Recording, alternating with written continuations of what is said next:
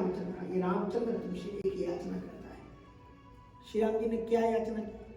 कहा मदवद्धोयम धर्मस्य तुर्नराणाम, मैंने तो धर्म का पुल बना के तैयार किया है चरित्र के माध्यम से। श्री राम जी धर्म, रामो विग्रहवान धर्म। वाल्मीकि रामायण में महर्षि वाल्मीकि जी राम जी कहते हैं, राम जी को बताते हैं कि राम जी क्या है, बोले धर्म की प्रतिमा है वो। धर्म की प्रतिमा कैसी होती है? आपने कभी दीपावली में देखे होंगे खिलौने बनते हैं दीपावली के, स्पेशल कौन से खिलौने होते हैं? शक्कर के खिलौने बनाए जाते हैं, शक्कर का घोड़ा, शक्कर के बैल, शक्कर के सब कुछ। अच्छा, अगर शक्कर का आपको कोई खिलौना मिल जाए, हाथी मिल जाए, तो बोलो किस तरफ से ज्यादा स्वादिष्ट होगा? किस तरफ से ज्यादा मीठा होगा? कहीं से भी शुरू करो। तो राम जी का क्योंकि आधार मीठे से ही बना हुआ है, तो राम जी के चरित्र के किसी भी प्रसंग को आप शुरू कर दो, धर्म का ही दर्शन होगा, क्योंकि रामो विग्रहवान धर्म। श्री राम जी धर्म की मूर्तिमान प्रतिमा है। और वाल्मीकि रामायण जी से कहा, वाल्मीकि जी महाराज से कहा गया कि आपने वाल्मीकि रामायण लिखी और आपने विशिष्ट पात्रों का आपने वर्णन किया, सब एक से बढ़कर के एक हैं। सबसे ज्यादा कौन पात्र है जो आपको अपनी ओर खींचता है, जिसने आपको प्रभावित किया? तो मालूम है क्या उत्तर दिया वाल्मीकि जी महाराज ने? कहा सीतायास चरितम। वाल्मीकि जी ने आंखों में आंसू भर करके कहा कि मैंने राम को भी पढ़ा, मैंने लक्ष्मण को, भरत को, सबको देखा, लेकिन सीता जी से महान वाल्मीकि रामायण कोई नहीं है। जिन सीता जी को बिना अपराध के दोबारा वनवास दे दिया गया है, और वो भी गर्भावस्था में। अब ये अलग तर्क है कि ये कथा लिखी गई है कि नहीं लिखी, लेकिन एक प्रश्न है, क्योंकि कालिदास जी ने भी लिखा है इसके बारे में। और वो सीता जी को जब लक्ष्मण जी छोड़ते हैं तो सीता जी ने कहा कि मुझे छोड़ करके जा रहे हो, कुछ मैसेज, क्योंकि किसी को कोई मौत की सजा देता है तो मरने के पहले उसकी ख्वाहिश पूछता है, तो कुछ पूछोगे नहीं? लक्ष्मण जी ने मुझे कहा कि बताओ मैं क्या कहूँ? राम जी से कहा कि राम जी से कह देना कि मैं पत्नी ना सही, लेकिन संपूर्ण धरती खिला जाए और मैं उनकी प्रजा हूँ। इस भाव को वो बनाए रखे कि मैं प्रजा में तो हूं। और वाल्मीकि महाराज ने जब भरी हुई सभा, ऋषियों की सभा लगा दी और सीता जी से कहा कि राम स्वतंत्र नहीं है, राम के ऊपर भी हम ऋषियों का अनुशासन है। यदि श्री राम ने तुम्हारे साथ में अन्याय किया है तो ये ऋषि अदालत, धर्म संसद उन्हें सदा सुनाएंगे। आप बताओ राम जी ने आपके साथ में कैसा व्यवहार किया है?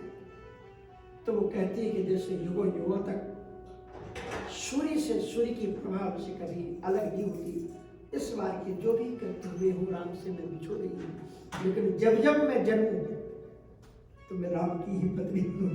इतना महानता, इतनी शीलता किसमें हो सकती है? सीतायास चरितम है। तो यहाँ ये जो अरण्य कांड है, इसमें मूलम धर्म तरोर विवेक जलधम, इसका वर्णन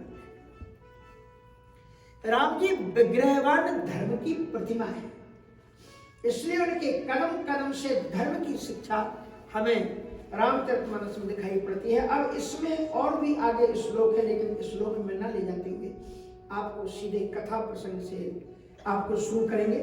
और अरण्य कांड में जो शुरुआत करते हैं,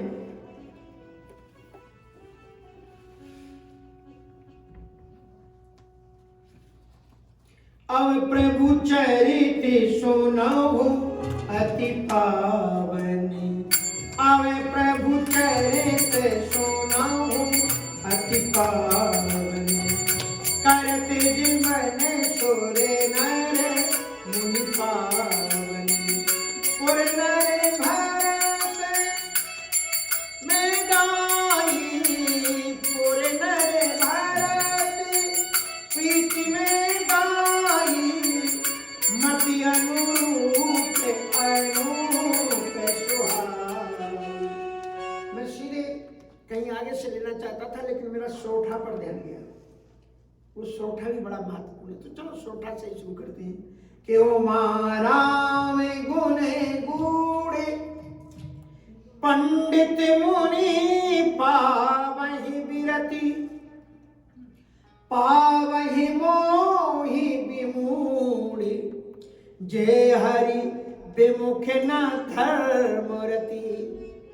ये कांड एक ऐसा कांड है, इसके शुभारंभ में हर एक वक्ता, रामचरितमानस में 4 वक्ता है और 4 श्रोता है, और चारों राम कथा को भिन्न भिन्न तरीके से कह रहे हैं। पहले तो इसमें 80 के घाट पर खुद गोस्वामी तुलसीदास जी कथा कर रहे हैं, जो दैन्यता का निरूपण कर रहे हैं।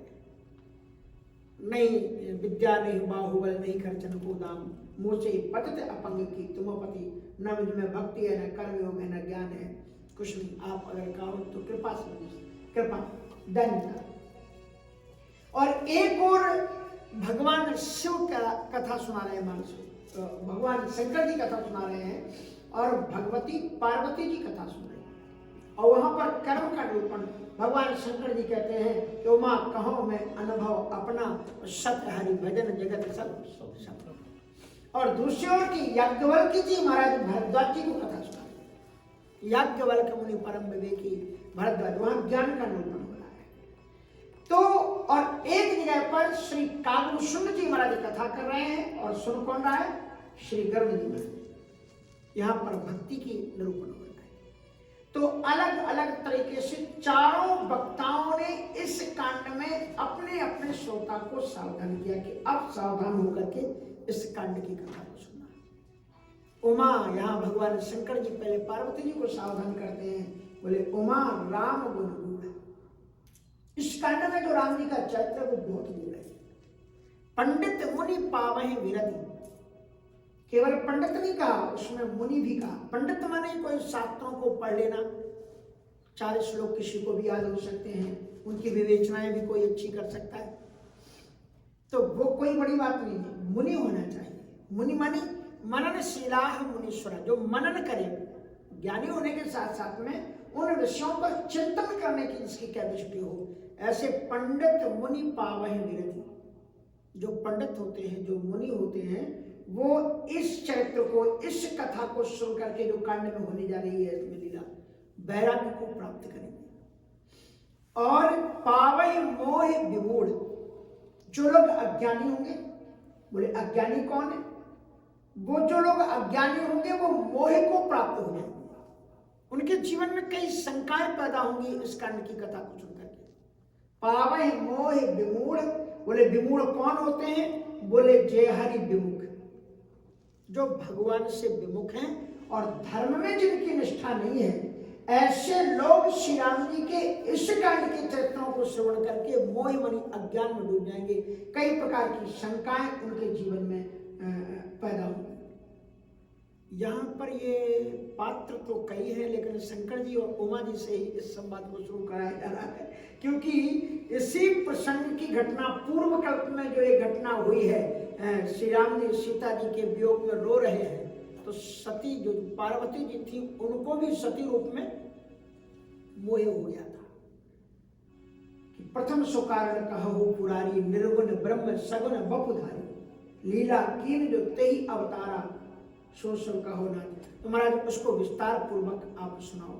इसलिए इस कांड में भगवान शंकर जी पार्वती जी को सावधान करते हैं कि अब हम आपको वो वाले कथा क्रम में आपको ले जा रहे हैं, जासु चरित अवलोक भवानी और सत्यु शरीर रही बौरानी। बौरानी मानी कि क्या कहते हैं? बौरानी को कहते हैं कि बौरा गया, मानी पागल हो गई थी।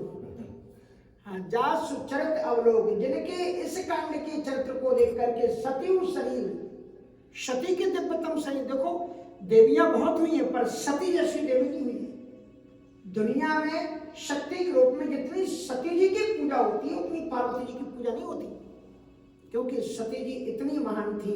श्री रामचरितमानस में गोस्वामी तुलसीदास जी कहते हैं, बिन अग तजी सती असनारी। सती जी का कोई पाप नहीं था, निष्पाप थी, और उनको शंकर जी ने अपने संकल्प के कारण छोड़ा, जो उनकी निष्ठा थी, पूजा थी, उसके कारण से।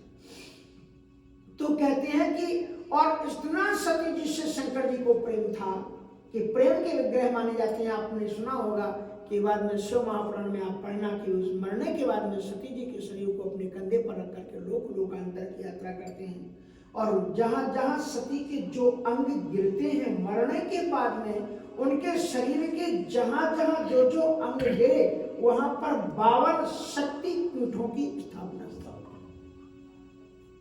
इतनी महान थी कि जहां उनके अंग गिर गए उन जगहों पर देवियों की स्थापना हो। अभी मैं ज्वाला देवी होकर के आया, मेरी कथा हिमाचल में थी, ऊना में, और पास में ज्वाला देवी में गया। कहते हैं कि वहाँ के जो पीपल का पेड़ लगा है उसके पत्तों पर ज्योतियां आ जाती हैं, प्रकट हो जाती है। पुजारी जी ने तो बताया कि उनके नाखूनों पर ज्योतियां आ जाती हैं और शीतल होती है, वो गर्म नहीं होती।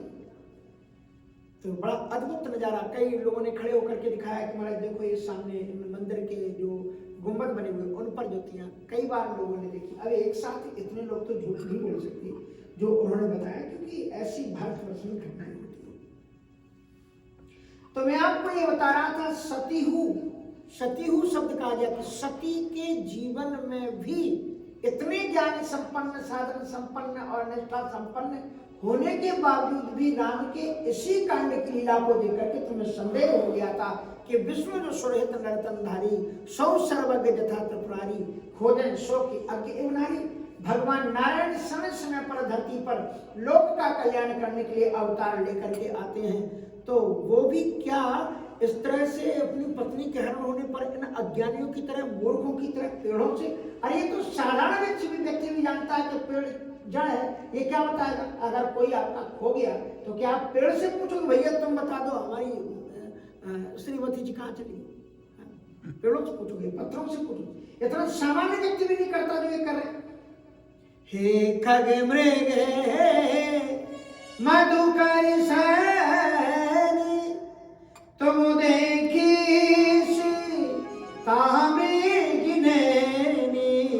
हे खग मृग मधु, इसलिए जो है तो जाओ ठीक से।